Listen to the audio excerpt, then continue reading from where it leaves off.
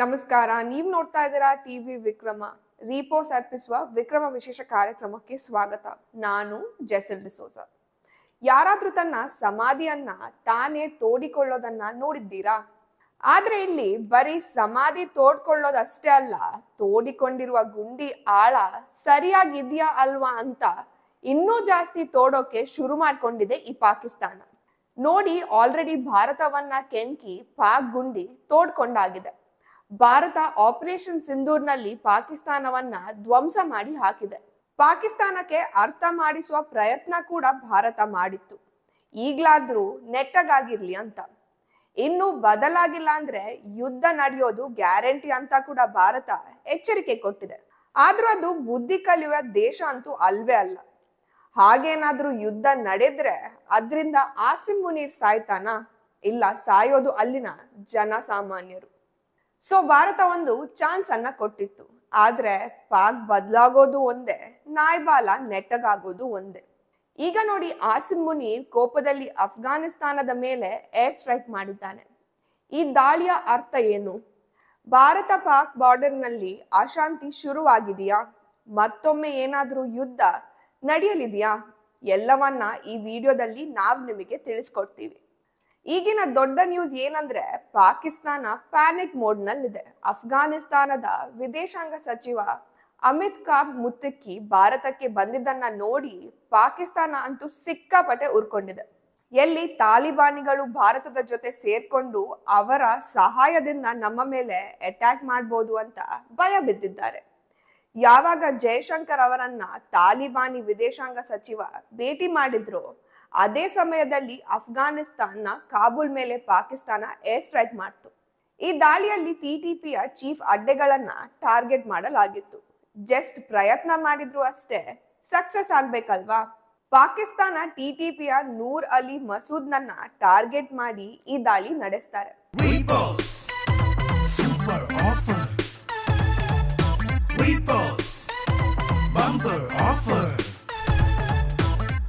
ರೀಪೋಸ್ mattress ಅನ್ನು ಖರೀದಿಸಿ smart ಟಿವಿಯನ್ನು ಉಚಿತವಾಗಿ ಪಡೆಯಿರಿ. ರೀಪೋಸ್ ಮ್ಯಾಟ್ರೆಸ್. ಆದ್ರೆ ಪಾಕಿಸ್ತಾನ ಹಾಕಿದ 2 ಬಾಂಬ್ಗಳು ಕೂಡ ಟಾರ್ಗೆಟ್ ಬಿಟ್ಟು ಬೇರೆ ಕಡೆ ಬಿದ್ದಿದೆ. ಎಷ್ಟಿದ್ರು ಅದು ಪಾಕಿಸ್ತಾನದ ಸೇನೆ ಅಲ್ವಾ? ಟಾರ್ಗೆಟ್ ರೀಚ್ ಆದ್ರೆ ಅಂದ್ರೆ ಮರ್ಯಾದೆ ಇರುತ್ತಾ? ಈಗ ನೂರ್ ಅಲಿ ಮಸೂದ್ ಸತ್ತಿದ್ದಾನೆ ಅಂತ ಹೇಳೋ ಹಾಗಿಲ್ಲ. ಯಾಕಂದ್ರೆ ಸ್ವತಃ ಆತನೇ ಹೇಳಿದ್ದಾನೆ, ಇನ್ನು ನಾನು ಬದುಕಿದ್ದೀನಿ ಅಂತ. ಭಾರತದ ದಾಳಿಯನ್ನ ನೋಡಿ ಪಾಕಿಸ್ತಾನ ತಾನು ಭಾರತದಂತೆ ಏರ್ ಸ್ಟ್ರೈಕ್ ನಡೆಸ್ತೀವಿ ಅಂತ ಹೋಯ್ತು. ಆದ್ರೆ ಬಾಂಬ್ ಮಾತ್ರ ಟಾರ್ಗೆಟ್ಗೆ ಬೀಳಲೇ ಇಲ್ಲ. ಅಫ್ಘಾನಿಸ್ತಾನ ಈ ದಾಳಿಯ ಬಗ್ಗೆ ಒಂದು ಪೋಸ್ಟ್ ಹಾಕಿದೆ. ಅದರಲ್ಲಿ ಹೇಳ್ತಾರೆ, ಕಾಬೂಲ್ನಲ್ಲಿ ಸ್ಫೋಟದ ಶಬ್ದ ಕೇಳಿ ಬಂದಿದೆ, ಆದ್ರೆ ಯಾರು ಚಿಂತಿಸಬೇಕಿಲ್ಲ, ಎಲ್ಲವೂ ಸರಿಯಾಗಿದೆ. ಘಟನೆ ಬಗ್ಗೆ ತನಿಖೆ ಆಗ್ತಾ ಇದೆ. ಬಟ್ ಯಾವುದೇ ಸಾವು ನೋವುಗಳು ಸಂಭವಿಸಿಲ್ಲ ಅಂತ ತಾಲಿಬಾನ್ ಸರ್ಕಾರದ ವಕ್ತಾರ ಜಬಿಯುಲ್ಲಾ ಮುಜಾಹಿದ್ದೀನ್ ಪೋಸ್ಟ್ ಮಾಡಿದ್ದಾರೆ. ಬಟ್ ತುಂಬಾ ಕುತೂಹಲ ಏನಂದ್ರೆ, ಈ ಟೈಮ್ ನಲ್ಲಿ ಅಫ್ಘಾನಿಸ್ತಾನದ ವಿದೇಶಾಂಗ ಸಚಿವ ಭಾರತದಲ್ಲಿದ್ದಾರೆ. ಅದು ಕೂಡ ಅಕ್ಟೋಬರ್ 7ರಿಂದ ಅಕ್ಟೋಬರ್ 13ರವರೆಗೆ. ತಾಲಿಬಾನ್ ಅಧಿಕಾರಕ್ಕೆ ಬಂದು 4 ವರ್ಷಗಳು ಕಳೆದಿದೆ. ಇದೇ ಫಸ್ಟ್ ಟೈಮ್ ಅಲ್ಲಿನ ಸರ್ಕಾರದಿಂದ ಒಬ್ಬರು ಭಾರತಕ್ಕೆ ಬರೋದು. ಹಾಗೆ ಮೊದಲ ಉನ್ನತ ಮಟ್ಟದ ರಾಜತಾಂತ್ರಿಕ ಮೀಟಿಂಗ್ ಕೂಡ. ಭಾರತದ ವಿದೇಶಾಂಗ ಸಚಿವಾಲಯದ ವಕ್ತಾರ ರಣದೀಪ್ ಜೈಸ್ವಾಲ್ ಅವರು ಇದರ ಬಗ್ಗೆ ದೃಢಪಡಿಸಿದ್ದಾರೆ. ಜೊತೆಗೆ ಅಫ್ಘಾನಿಸ್ತಾನ ಭಾರತದ ನಡುವೆ ದ್ವಿಪಕ್ಷಿ ಸಂಬಂಧ, ಪ್ರಾದೇಶಿಕ ವಿಷಯಗಳ ಕುರಿತು ಚರ್ಚೆಯನ್ನ ಮಾಡಲಿದ್ದೇವೆ ಅಂತ ತಿಳಿಸಿದ್ದಾರೆ. ಈ ಹೇಳಿಕೆಯಿಂದ ಒಂದಂತೂ ಸ್ಪಷ್ಟ ಆಯ್ತು, ಪಾಕಿಸ್ತಾನ ಭಾರತವನ್ನ ಮುಟ್ಟೋದಿಲ್ಲ, ಅಫ್ಘಾನಿಸ್ತಾನಕ್ಕೂ ಏನು ಮಾಡೋಕೆ ಆಗೋದಿಲ್ಲ. ಯಾಕಂದ್ರೆ ಅವರ ಹಿಂದೆ ಭಾರತ ಇದೆ ಅಂತ ಆಯ್ತು. ಇಂತಹ ಪಾಕಿಸ್ತಾನದ ಪ್ರಧಾನಿ ಮುನೀರ ಭಾರತದ ಮೇಲೆ ಯುದ್ಧ ಮಾಡ್ಬೇಕು ಅಂತ ಕನಸು ಕಾಣ್ತಾ ಇದ್ದಾನೆ. ಈಗ ತಾಲಿಬಾನ್ ಕಡೆಯಿಂದ ಕೂಡ ವಿಡಿಯೋಗಳು ಪೋಸ್ಟ್ ಮಾಡಲಾಗ್ತಾ ಇದೆ. ನಾವು ರೆಡಿ ಇದ್ದೇವೆ, ನಮ್ಮ ಸೇನೆ ಹಾಗೂ ಟ್ಯಾಂಕರ್ಗಳು ಕೂಡ ರೆಡಿ ಆಗಿದೆ, ನಾವು ಪಾಕಿಸ್ತಾನವನ್ನ ಉಡಾಯಿಸ್ತೀವಿ ಅಂತ. ಆಸಿಮ್ ಮುನೀರ ಕಾಯ್ತಾ ಇದ್ದ, ಅಮೆರಿಕದಿಂದ ಹೊಸ ಹೊಸ ಮಿಸೈಲ್ಸ್, ಫೈಟರ್ ಜೆಟ್ಗಳು ಬರುತ್ತೆ ಅಂತ. ಆದ್ರೆ ಅಮೆರಿಕ ಕೂಡ ಶಾಕ್ ಕೊಟ್ಟಿದೆ.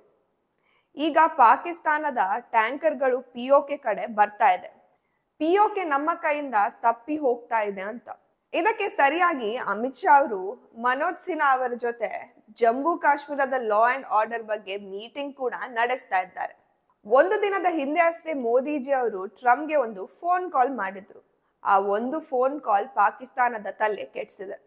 ಅಮೆರಿಕದ ಆಮ್ರಾನ್ ಮಿಸೈಲ್ಸ್ ಗಳು ಪಾಕಿಸ್ತಾನಕ್ಕೆ ಸಿಗುತ್ತೆ ಅನ್ನುವ ಮಾತುಗಳು ಕೇಳಿ ಬರ್ತಾ ಇತ್ತು. ಅದು ಈಗ ಮುಗಿದ ಅಧ್ಯಾಯ. ಆಮ್ರಾನ್ ಅಥವಾ ಅಮೆರಿಕದ ಯಾವುದೇ ಮಿಸೈಲ್ಸ್ ಗಳನ್ನ ಪಾಕಿಸ್ತಾನಕ್ಕೆ ಕೊಡಬಾರ್ದು ಅಂತ ನಿರ್ಧಾರ ಮಾಡಿದೆ. ಮುನೀರ ಟ್ರಂಪ್ ಶೂ ನೆಕ್ಕಿದ್ರು ಅಮೆರಿಕ ಮಾತ್ರ ಮಿಸೈಲ್ಸ್ ಗಳನ್ನ ಕೊಡೋಕೆ ಒಪ್ಪೋದಿಲ್ಲ. ಇದು ಪಾಕಿಸ್ತಾನದ ಈಗಿನ ಪರಿಸ್ಥಿತಿ. ಹೊಸ ಮಿಸೈಲ್ಸ್ ಗಳು ಕೊಡೋರಿಲ್ಲ, ಇರುವ ಮಿಸೈಲ್ಸ್ ಗಳು ವರ್ಕ್ ಆಗ್ತಾ ಇಲ್ಲ. ಆ ಡ್ರೋನ್ಸ್ ಗಳಂತೂ ಮೇಲೆ ಹಾರೋದೇ ಕಷ್ಟ, ಇನ್ನು ಭಾರತದ ಒಳಗೆ ಬರುತ್ತಾ? ಆದ್ರೂ ಕೂಡ ಯುದ್ಧ ಮಾಡುವ ಚಪಲ ಕಡಿಮೆ ಆಗಿಲ್ಲ. ಈ ಸಲ ಅಂತೂ ಕಾಲು ಕೆರೆತ್ಕೊಂಡು ಬಂದ್ರೆ ಭಾರತದಿಂದ ಸರಿಯಾಗಿ ಒದೆ ಬೀಳೋದಂತೂ ಗ್ಯಾರಂಟಿ. ಇನ್ನೊಂದು ಇಂಪಾರ್ಟೆಂಟ್ ವಿಷಯ, ಅಫ್ಘಾನಿಸ್ತಾನದ ವಿದೇಶಾಂಗ ಮಂತ್ರಿ ಜಯಶಂಕರ್ ಅವರನ್ನ ಭೇಟಿ ಮಾಡಿದ ನಂತರ ಒಂದು ಮಾತನ್ನ ಹೇಳಿದ್ದಾರೆ. ನಾವು ಯಾವಾಗ್ಲೂ ಭಾರತದ ಜೊತೆ ನಿಲ್ತೀವಿ, ಭಾರತದ ವಿರೋಧಿಯಾಗಿ ಎಂದಿಗೂ ಹೋಗೋದಿಲ್ಲ, ಹಾಗೂ ಭಾರತದ ವಿರೋಧಿ ಚಟುವಟಿಕೆಗಳಿಗೆ ಅವಕಾಶ ಕೊಡೋದಿಲ್ಲ ಅಂತ ಓಪನ್ ಆಗಿ ಭಾರತದ ಜೊತೆ ನಿಂತಿದೆ. ಇದು ನರೇಂದ್ರ ಮೋದಿಜಿ ಅವರ ರಾಜತಾಂತ್ರಿಕತೆಗೆ ಸಿಕ್ಕ ದೊಡ್ಡ ಗೆಲುವು. ಒಟ್ನಲ್ಲಿ ಪಾಕಿಸ್ತಾನ ಒಂದ್ ಕಡೆ ಬಲೂಚಿಸ್ತಾನದ ಕಡೆಯಿಂದ, ಇನ್ನೊಂದ್ ಕಡೆ ಅಫ್ಘಾನಿಸ್ತಾನದಿಂದ, ಮತ್ತೊಂದ್ ಕಡೆ ಭಾರತದಿಂದ ಸರ್ವನಾಶ ಆಗೋದು ಮಾತ್ರ ಗ್ಯಾರಂಟಿ. ಭಾರತದಿಂದಲೇ ಹುಟ್ಟಿದ ಈ ದೇಶವನ್ನ ಹೇಗೆ ಮುಗಿಸ್ಬೇಕು ಅನ್ನೋದು ಭಾರತಕ್ಕೆ ಗೊತ್ತಿಲ್ವಾ?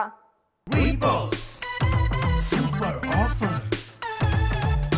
Repos Bumper Offer Repose mattress ಅನ್ನು ಖರೀದಿಸಿ ಸ್ಮಾರ್ಟ್ ಟಿವಿಯನ್ನು ಉಚಿತವಾಗಿ ಪಡೆಯಿರಿ. ರೀಪೋಸ್ ಮ್ಯಾಟ್ರೆಸ್. ಟಿವಿ ವಿಕ್ರಮ, ದೇಶ ನಿಮ್ಮ ಕೈಯಲ್ಲಿ. ಈ ಕಾರ್ಯಕ್ರಮ ನಿಮಗೆ ಇಷ್ಟ ಆಗಿದ್ದಲ್ಲಿ ಲೈಕ್, ಶೇರ್ ಹಾಗೂ ಕಮೆಂಟ್ ಮಾಡಿ. ಟಿವಿ ವಿಕ್ರಮದ ಕಾರ್ಯಕ್ರಮಗಳನ್ನು ನಿರಂತರವಾಗಿ ವೀಕ್ಷಿಸಲು ಸಬ್ಸ್ಕ್ರೈಬ್ ಮಾಡಿ, ಬೆಲ್ ಐಕನ್ ಒತ್ತಿ.